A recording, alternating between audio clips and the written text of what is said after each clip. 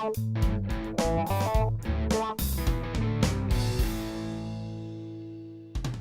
what's cracking all you beautiful creatures? It's March 12th, 2017. I'm Carl Asami. And I'm Max Cal. And we just got done watching the first new episode of Samurai Jack in 13 years. Yes, finally episode 53 has arrived. So Max, in one sentence or more, tell us about your impressions of this episode. It was worth the wait. It immediately starts off by going off to the usual familiar setting where the Beetle droids are up to no good as usual. They're about to surround this family, and then that's when the action starts. Jack pops in, Mad Max style, Trigun style. Yeah. He's got guns. He's different. This is very much a different Jack right off the bat. This episode was absolutely amazing. We've got the returning voice cast from 13 years ago. Everyone's reprising their roles. Aku played as Greg Baldwin, a newcomer to the series, as the original actor Mako died. I don't know much about Greg Baldwin. Yeah, not related to Alec Baldwin, but he has been acting for like 13 years, so he does come with a lot of experience. He only had a couple throwaway lines, so I don't know. We can't really judge his performance yet. We don't really know much about it. Gray Griffin, who plays as the High Priestess in this episode, one of the evil High Priestesses for Aku, and her performance is absolutely horrifying. Yeah, great Delisle. Awesome. Mm-hmm. Awesome villain. Tom Kenny playing as the villain of the week, the kind of scat-spitting, jive-talking assassin. Yeah, he kind of caught me off guard. Throughout the episode, you get hit with some pretty dark tones throughout the story. And Tom Kenny brings a little goofiness to the performance, but at the same time, there's this kind of undertone of dread coming in his performance. I really liked it. Yeah, he did a good job in making you want to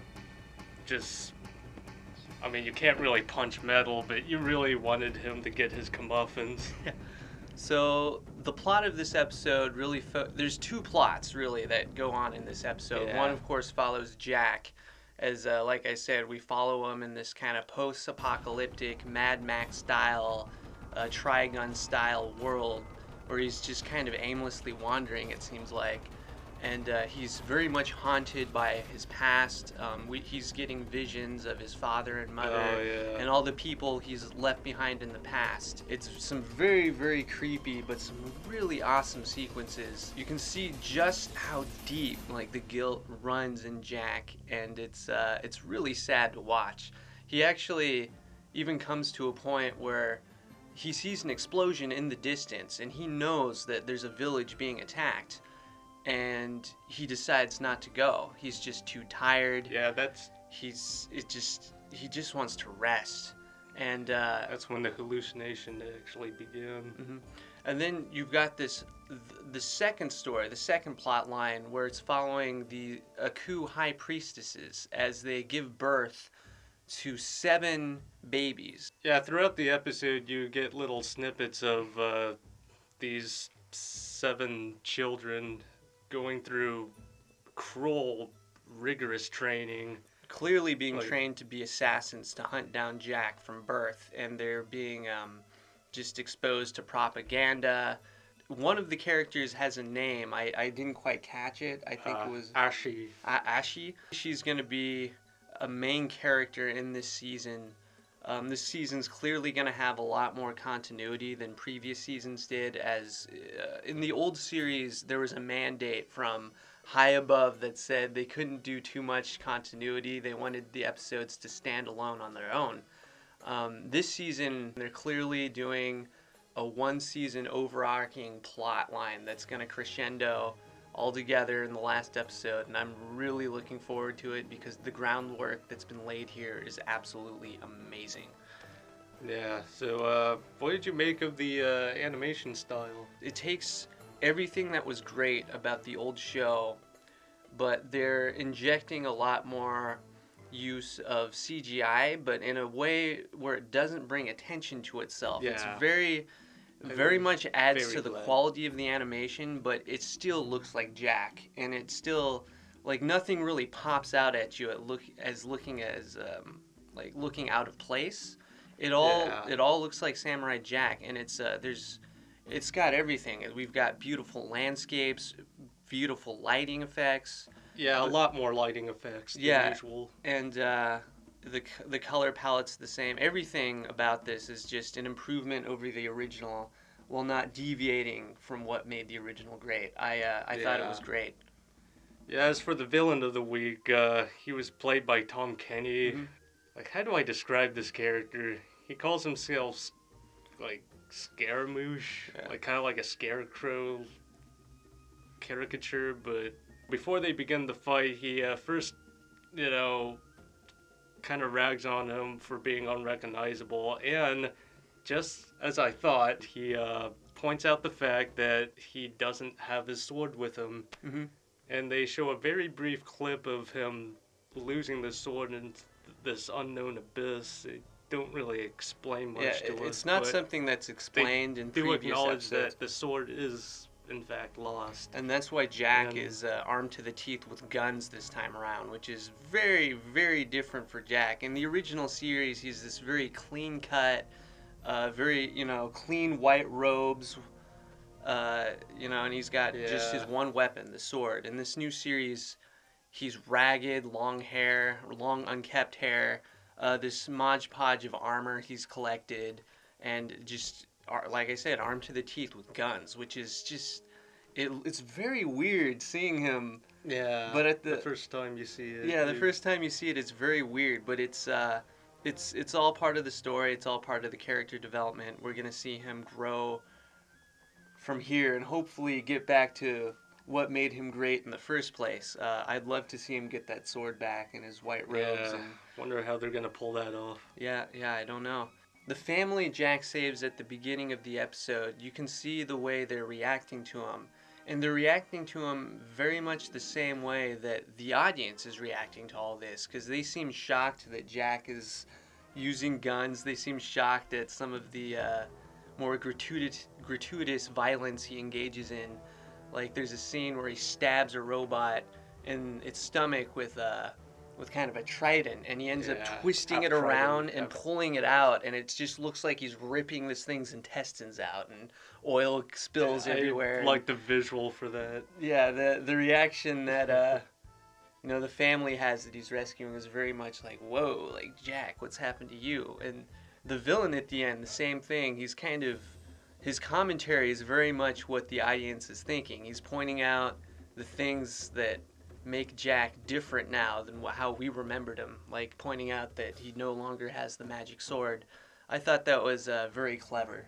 Yeah, The battle at the end of the episode with Scaramouche. So after Jack is pestered by his visions enough, he's motivated to go to the explosion that he had seen before and to see what has happened to this village. And by the time he's gotten there, just yeah. everything's deserted, everything's destroyed, Everyone's and dead. he comes face to face with Scaramouche. And this guy is very cool character design, very creepy. He's kind of like a bard. He's got this jazz flute that he's just wailing on, and he's Yeah. able to summon a golem out of the wreckage of this village. Things come to a head when Jack is finally able to destroy the flute and exposes Scaramouche to a nice slice down the middle. The change in tone, I gotta say, was definitely noticeable in this. It was immediate. Yeah, the original series always had some kind of dark overtones to it, but it still had quite a bit of lighthearted moments. There was not much in the way of lighthearted moments in this episode. It was very dark, very sad. Scaramouche was kind of lighthearted. Yeah, Scaramouche really was the only one who brought a little levity to things when. Yeah, but he brought it at a point where Jack just wasn't really wanting it. He was not in the mood. I think the darker overtones that we see in the show now really work because if you were like 8 years old watching Samurai Jack when it first premiered, you would be like 21 today. So if the audience for Samurai Jack has gotten much older. And so it makes sense that the subject matter that the show's tackling now is going to be darker, going to be a little more intense, and I think it's a great decision for the direction of the show.